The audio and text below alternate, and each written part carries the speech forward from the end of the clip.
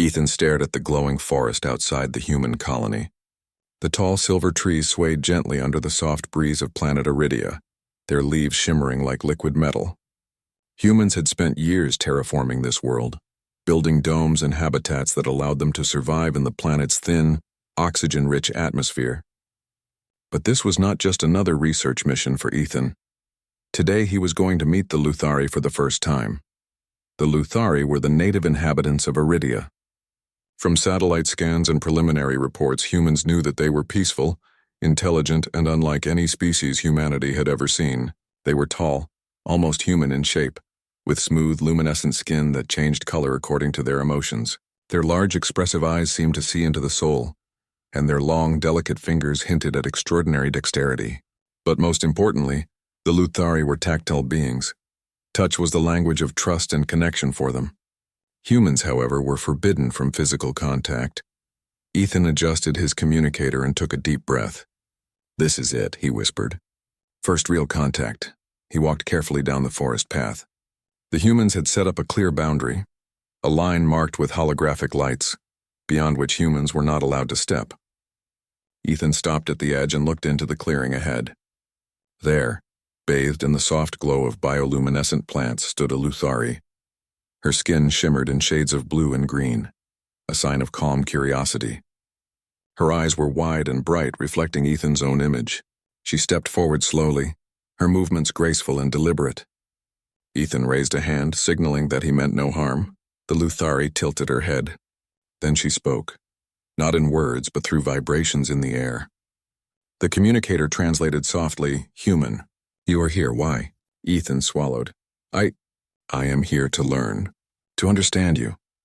The Luthari blinked, her skin flashing a lighter blue. "Understand a touch?" Ethan hesitated. He knew this question could not be answered directly. Humans were forbidden from touching them. The council had been clear.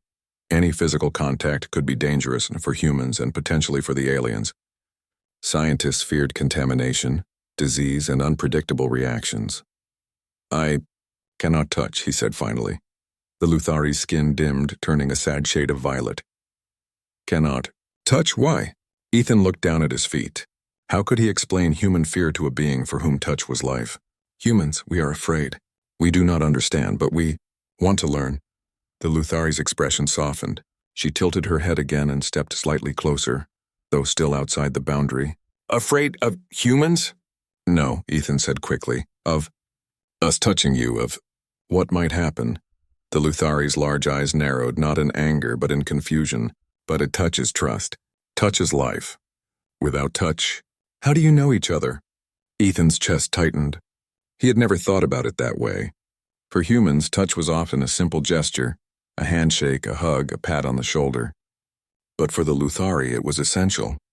It was a way of understanding feelings, sharing thoughts, and building bonds. Without it, communication was limited. I see," Ethan said softly. He realized that his people's rules, though meant to protect, were also preventing true connection. The Luthari let out a soft sigh, a sound that almost vibrated in the air. "Sad humans. Fear touch, sad. Cannot share life." Ethan felt a pang of guilt. He had studied alien species before, but none had touched him, emotionally, the way the Luthari did with their presence alone. He wanted to comfort her, to reach out, but he couldn't. The boundary was real, and the council's orders were strict. I want to learn your ways," Ethan said finally. "Even without touch, I will try." The Luthari's skin brightened slightly, flickering between green and blue. "Try, understand. Touch?" "Yes," Ethan whispered. "I will try to understand without touching. I will learn from you." The Luthari stepped back and nodded slowly. Her voice was soft, almost sad. "Then you may learn." Slowly, but humans, touch is forbidden. Why? Ethan didn't answer immediately. How could he? He didn't know the right words.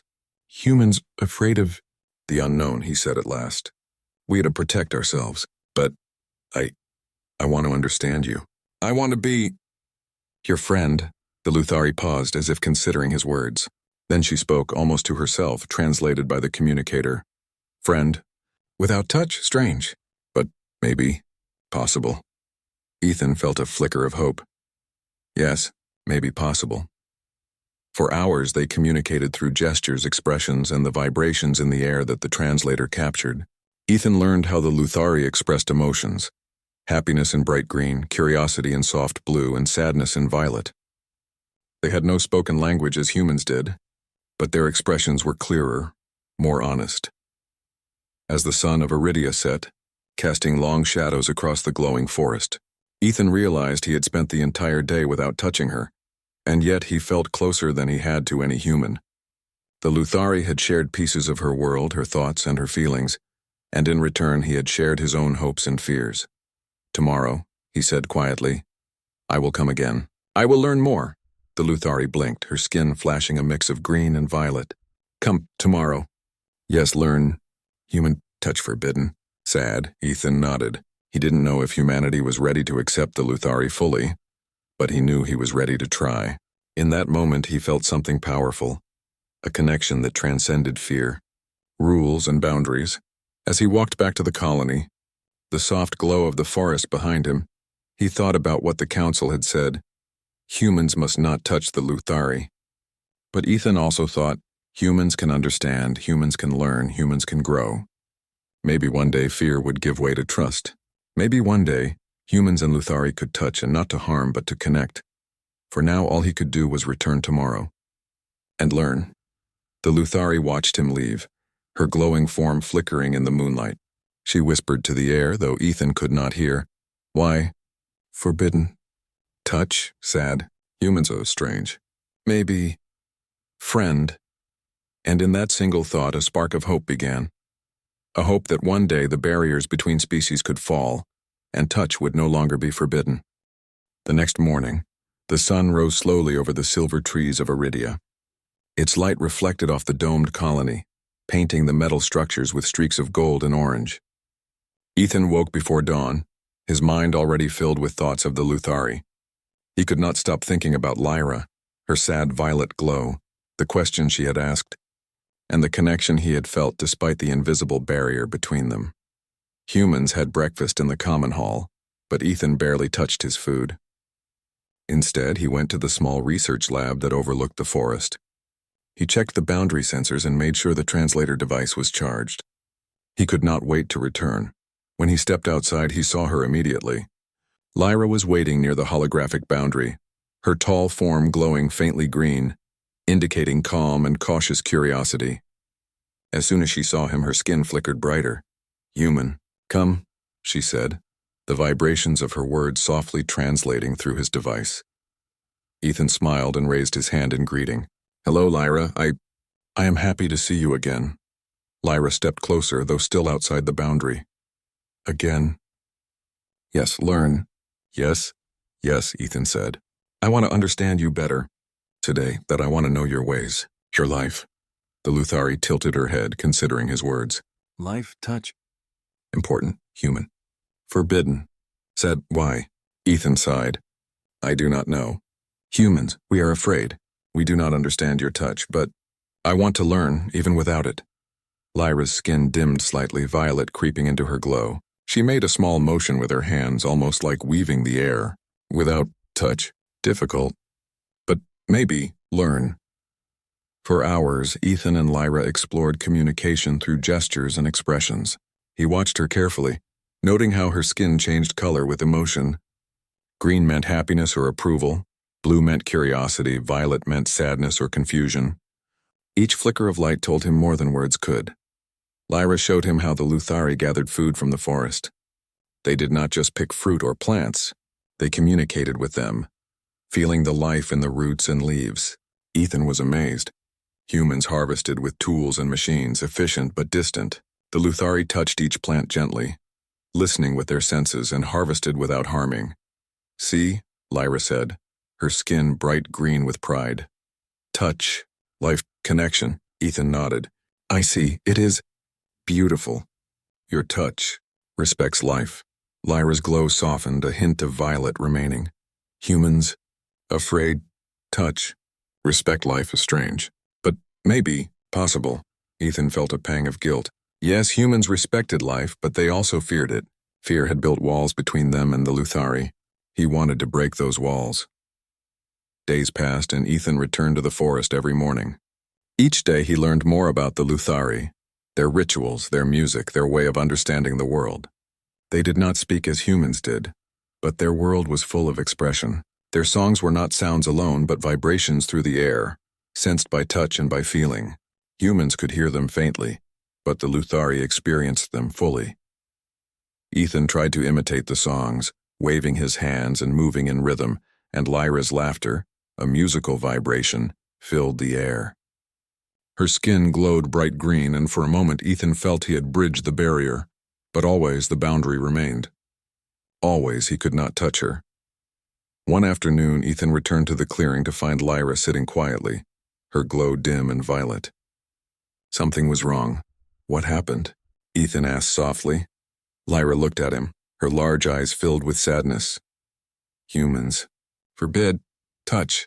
My kin, sad. Lonely. Afraid. Ethan frowned. Your kin? Yes, other Luthari. We need touch. Share feelings. Learn trust. Humans. Forbid. Sad. Lonely. Ethan's heart sank. He realized that it was not just about him and Lyra. All Luthari were suffering under the human rules. Their world was connected through touch, and humans had unknowingly cut them off from their own way of life. I did not know, Ethan said. I will try to help. I will teach humans, maybe. They can understand, Lyra tilted her head. Teach humans touch. Forbidden. Why? I do not know, Ethan admitted. But fear. Rules. Humans afraid. Afraid of unknown. But I think humans can learn if they see your ways. Kindness. Lyra's glow flickered between green and blue. Kindness. Show humans, maybe, and understand. Hope, maybe. Touch. Allowed. Someday? Ethan nodded. Yes, someday. He decided to take a risk. He began secretly documenting his interactions with Lyra and the other Luthari. He wrote notes about their culture, their needs, and their ways of communication. He wanted to show the council that fear should not be stronger than understanding. But it was dangerous. Other humans were wary. The council had strict rules. Any breach could mean punishment or even the end of Ethan's mission. Yet he could not ignore what he saw. The sadness in the Luthari, the longing for connection. Over the next week, Ethan's bond with Lyra grew stronger. They laughed together, shared silent moments, and even began to play small games, like moving stones and arranging them in patterns, communicating through shapes and vibrations. Though they could not touch, Ethan felt closer to Lyra than to any human he knew. One evening, as the two of them watched the twin moons rise over the silver forest, Lyra spoke softly. Human, you different. You care, want learn, touch forbidden. Still care. Humans, maybe. Different? Ethan looked at her surprised. I hope so. I hope humans can change, can learn, can trust. Lyra's skin glowed faint green. Trust. Yes, maybe. Possible. Slowly. Touch. One day? Maybe one day, Ethan said, smiling. I promise. One day. But even as he said it, he knew the council would not allow it. He knew the rules were strict, and yet the bond he felt with Lyra was too strong to ignore. He realized that humanity's greatest strength was not technology, not weapons, not rules, and it was curiosity, empathy, and the courage to grow. Ethan decided then that he would do whatever it took to help humans understand the Luthari. He would show them that touch was not danger. It was trust, connection, and life itself. And maybe, just maybe, humans could rise to the challenge. The next day, Ethan returned to the forest again. Lyra was waiting, her glow a hopeful green. As he approached, she asked softly, almost trembling, Human. Why forbidden? Touch. Why? Humans. Afraid? Ethan stopped. He thought about it carefully. Humans. Afraid of unknown. Afraid of harm. But I think afraid of feeling too much. Afraid of caring too much. But we can learn. We can grow. I will help humans understand your touch, your ways, your life. Lyra's glow brightened, a mix of green and soft blue. Human. You promise. Teach humans.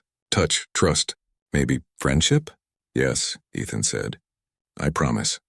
I will try. I will show humans your life, your way, your touch. is not danger. It is connection. For a long moment they stood silently, watching the forest sway in the evening light. Ethan could not touch her, but he felt it. A deep connection. A bond that did not need hands, only understanding. And in that moment, he knew that the future of humans and Luthari could be different. The bond was fragile, but it existed, and sometimes that was enough to begin a revolution. As he returned to the colony that night, Ethan wrote down everything he had learned. He wrote about Lyra, about the Luthari, and about the sadness of a species forbidden from what was most natural to them. He wrote about hope, about trust, and about the promise that one day, humans could rise to meet them, and somewhere, deep in the glowing forest, Lyra whispered to the air. Her words carried on vibrations only her kind could feel. Human. Maybe touch. Forbidden. Still care. Maybe one day. Trust. Touch. Life. Friendship. And for the first time, Ethan truly believed it could happen.